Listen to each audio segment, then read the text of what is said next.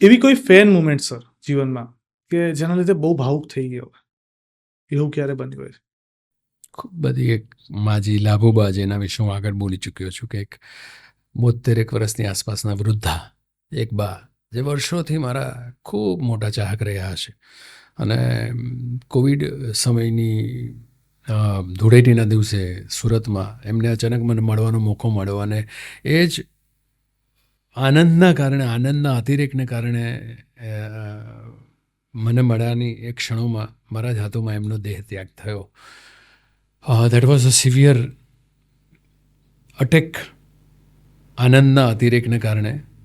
અને એમના પરિવારને મળ્યા પછી આજે પણ એમના સંપર્કમાં છું કે એમની વિશ હતી વર્ષોથી કે મારે મારા રામલાને મળવું છે. અને એ આનંદમાં ને આનંદમાં અને એ સૌથી મજાની વાત આનું જ એ થઈ કે જ્યારે હું એમના ફ્યુનરલમાં ગયો ત્યારે એમના પતિ જે ભાભા 85 વર્ષની આસપાસના થાય કે દીકરા તું શું કામ ચિંતામાં છે, એનું તો તે ઈચ્છા મૃત્યુ આપ્યું છે. અને એમના દીકરાઓએ અને ફેમિલીએ મારી પાસે તુલસી પાન કરાવડાવ્યો. એનાથી વધારે ભાવુક મોમેન્ટ મારા હિસાબે કોઈ પણ પબ્લિક લાઈફમાં જોનારા વ્યક્તિઓની જિંદગીની અંદર કદાચ અનોખી બનેલી ઘટના આ હશે. જે બાનું નામ લાભુબા, સુરતમાં એમની ફેમિલી રહે અને એમના દીકરાઓ જે છે ત્યાં સ્કૂલ્સ રન કરે છે. 3 થી 4 સ્કૂલ્સ છે એમની મોટી. અને એનાથી વધારે મોટી ઘણી બધી કિસ્સાઓ એવા છે. પણ ધીસ ઇઝ ધ મોમેન્ટ કે જે મારા વાંચવામાં ક્યારે નથી આવી, આટલી બધી બાયોગ્રાફીઝમાં જીવતો હોવા છતાં આવું આજે મને નવાઈ લાગે છે કે આવું મારી જિંદગીમાં થયું છે કે આટલી હદનો પ્રેમ પણ ઈશ્વરે આપ્યો છે મારા નસીબમાં કે તમને મળવાની આટલા વર્ષોની ઈચ્છા પછી મળવાના આનંદમાં ને આનંદમાં અને એટલા સુંદર ચહેરાની સાથે મારી સામે જોતા જોતા લાભુબા ગયા હતા. I can't forget her and I will never be able to forget her. આનાથી મોટી મુમેન્ટ મારા હિસાબે આટલો પ્રેમ કેવી રીતે હોઈ શકે જેને તમે તમારી ફિલ્મો થકી જ મળ્યા છો. અને એ વખતે મારી ફિલ્મ એક મારી સિરિયલ ચાલતી હતી મારી કલર્સ ગુજરાતીની ઉપર બંસીની સાથેની અભિલાષા.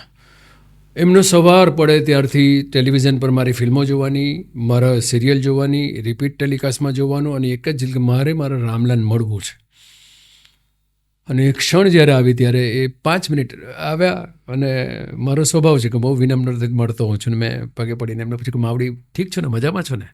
મેં હાથ ના લઈને કે હા તને મળી લીધું ને દીકરા, હવે તો મોજમાં જો ને. આમ કરતાં કરતાં કરતાં કરતાં કરતાં કરતાં કરતાં હું જે પકડું ત્યાં તો આમ જોતાં જોતાં શી લેફ્ટ. મારી આજે પણ ડાયલેમાં છે કે આને હું સુખદ અનુભવ કહું કે આને હું દુઃખદ અનુભવ કહું.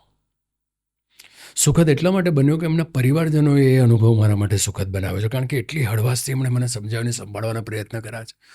હું માણસ તરીકે ત્યારે તૂટી ગયો હતો કે આ સફળતા શું.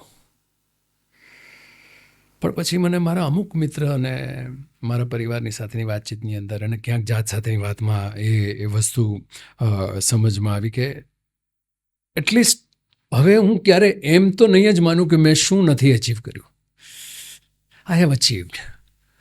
આ ઇન્ટેન્સિટીનો પ્રેમ પણ મેં અચીવ કર્યો છે. કોઈ પણ સંબંધ કે કોઈ પણ રિલેશન વગર એ લોકો ધારીની આસપાસના વ્યક્તિઓ વર્ષોથી ત્યાં રહેતા હતા, પોતાના દીકરા દીકરીઓને તે અહીંયા આવ્યા છે, વર્ષોથી અહીંયા 4-5 વર્ષથી સેટલ થયા છે. અને એમની ઈચ્છા મારો જે બંગલો છે એ બંગલાની પાસે ધૂળેટી રમવા માટે કોઈકને ત્યાં ઘરે આવવાની ઘટના થાય. ક્યાંથી જુઓ ડેસ્ટિની એને મારી પાસે લઈને આવી. અનુજ લોકો મને એમ કહે તને એ વખતે કેમ તે કંઈ કોઈને નહીં કહ્યું. મેં કીધું મારે આ વસ્તુને પબ્લિસિટી નહોતી આપવી, મારે પબ્લિસાઇઝ નહોતું કરવું, મારે PR પર નહોતી મૂકવી આ વાતને. હવે આટલા વર્ષો વીતી ગયા પછી હવે એમ થાય છે કે આ વસ્તુનો ઉલ્લેખ થવો જોઈએ કે લાભુબા આજે કદાચ જે મને ફેઝ મળ્યો છે કદાચ એમના પણ આશીર્વાદ હોય, મારા મા બાપના પણ આશીર્વાદ હોય અને ઘણા એવા વ્યક્તિઓ હશે કે જેમના માટે કશુંક મારાથી થયું હશે જાણે અજાણે સારું.